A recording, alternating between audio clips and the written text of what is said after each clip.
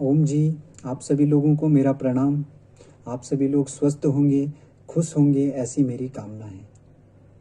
एवं doctor Vaishali ma'am जी को मैं सभी विद्यार्थियों की ओर से धन्यवाद कहना चाहूँगा, जिन्होंने हम सब विद्यार्थियों को यह अवसर दिया कि हम किसी विषय के ऊपर अपने विचारों को रख सकें। एवं मेरा जो विषय होगा वह है भगवत गीता में आत्मा का क्या स्वरूप बताया गया है। क्योंकि मनोविज्ञान विषय के अंतर्गत हम कहीं ना कहीं आत्मा का अध्ययन करते हैं, तो इसके लिए भगवत गीता के दूसरे अध्याय के 23वें श्लोक में कहा गया है, नैनम छिन्दन्ति शास्त्राणि नैनम दहति पावका न चैनम केल्दयन्त्यापो न शोष्यति मारुता न शोष्यति मारुता। भगवत गीता के अनुसार अगर हम आत्मा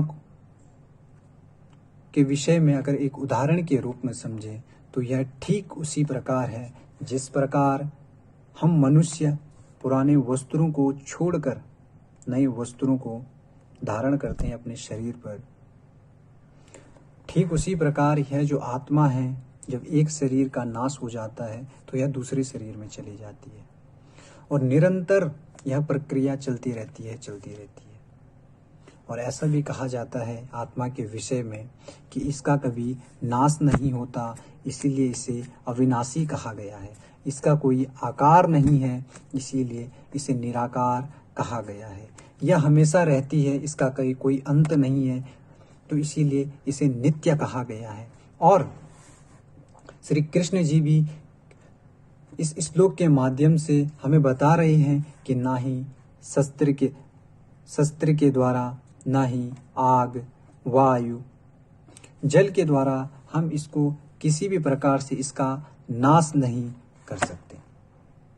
और अगर हम मनोविज्ञान में आत्मा के विषय में समझें तो आत्मा के विषय में कहा जाता है कि मनोविज्ञान आत्मा का विज्ञान नहीं है, क्योंकि आत्मा का कोई अस्तित्व ही नहीं है, कोई आधार ही नहीं है, कोई